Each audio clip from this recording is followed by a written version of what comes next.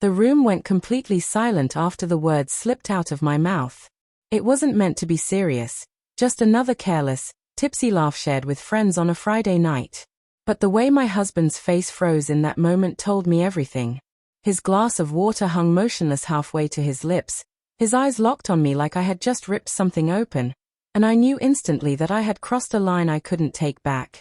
I replay that moment over and over in my head every night now, the air turning heavy, my friends exchanging wide-eyed glances, trying to mask their discomfort with awkward giggles, and the way Ethan set his glass down so carefully before standing and quietly excusing himself. He said, "Be right back," with a voice that sounded calm, but I knew better. That was the night everything began to unravel. Ethan and I had been married for 8 years. He wasn't perfect, but he was good in the ways that truly mattered. He was dependable, steady, the kind of man who always showed up on time, paid the bills, held me when I cried, and never once forgot to kiss me goodnight. Some people would probably call him boring, but boring meant stable, safe, predictable. And for a long time, I believed that was what I wanted. Until I didn't. It started with harmless chatter during girls' night, too many glasses of rosé, a conversation about dream men, and my own restless urge to feel something more. I remember leaning back in my chair, smiling too widely, and blurting out, "Well, let's be honest, if I had a better man, maybe I'd be happier." Laughter erupted. Someone clapped. Someone teased, "Better than Ethan." And I smirked and said, "Yeah, better than Ethan." It was supposed to be a joke. But the problem wasn't just that I said it was that Ethan heard it. When we got home, he didn't yell or accuse me. He didn't throw things or demand an apology.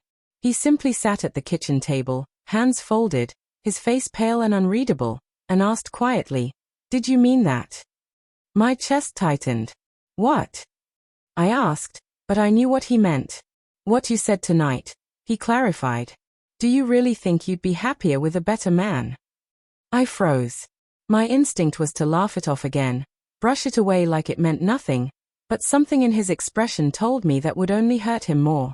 I should have said no.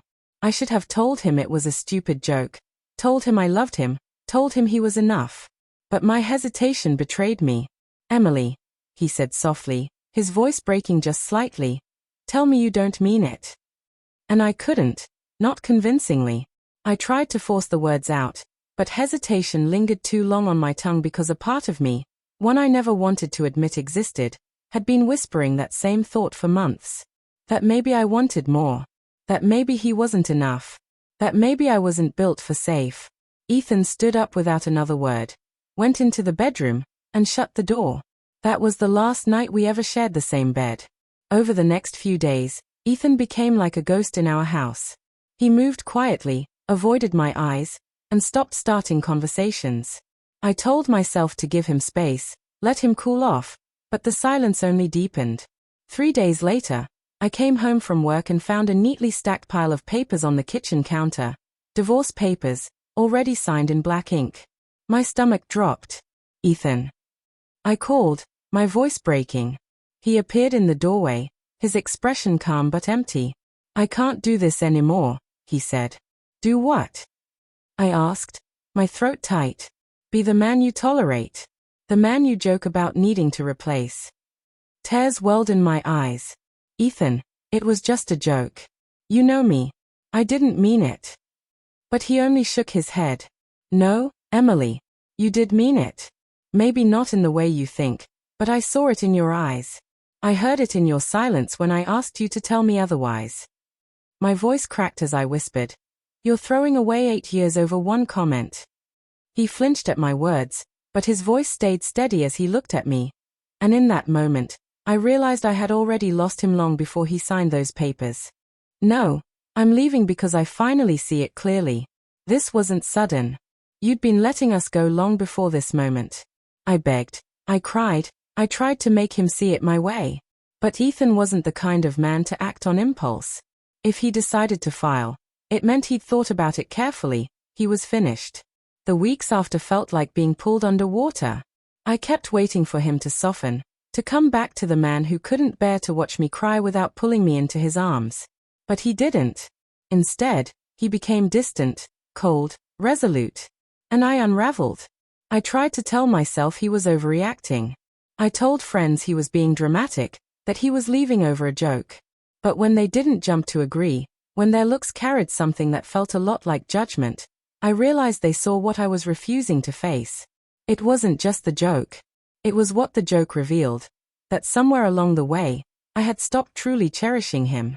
One night, desperate, I cornered him in the living room. "Please, Ethan," I whispered, gripping his arm. "Don't do this. We can fix it. I'll be better." He looked at me, his eyes tired and heavy with sadness. "Do you even know what better means, Emily?" he asked quietly. "Or do you just want me to forget what you said so you can feel safe again?" My throat tightened. "I want us. I want you." For a second, I thought he might give in. His lips trembled just slightly, but then he gently pulled his arm away. "You had me, Emily. Every part of me. And you didn't want it." The calmness of his words broke me more than any yelling ever could. The divorce moved fast after that. Ethan handled it calmly, almost frighteningly so. He was fair, didn't drag things out, didn't fight over anything. It was like he wanted it over as badly as I wanted to rewind time. The night he moved out, I stood in the doorway, clutching the frame like it could hold me together. He picked up his last box, hesitated, and looked back at me. For the first time in weeks, his expression softened. "I loved you," he said quietly. "More than anything. But love doesn't survive being mocked." And then he left. It's been 6 months. The papers are signed. His name is no longer on my mail. His clothes are gone, his toothbrush too. And yet his absence fills every corner of this place. I keep telling myself it was just a joke, that couples say far worse and survive it. But I know that's not the truth. Ethan didn't leave because of the joke itself. He left because the joke showed him the truth I'd been avoiding. My restless dissatisfaction, my failure to truly value him. Now, every time I sit at the same kitchen table where he asked me to tell him I didn't mean it, I remember the silence I gave him instead. The silence that cost me everything. Because sometimes betrayal isn't cheating or secret messages or a double life. Sometimes it's in the casual words you let slip, the ones that show how little you cherish the person who gave you everything. And once that truth is spoken out loud, you can't take it back, not even with all the apologies in the world.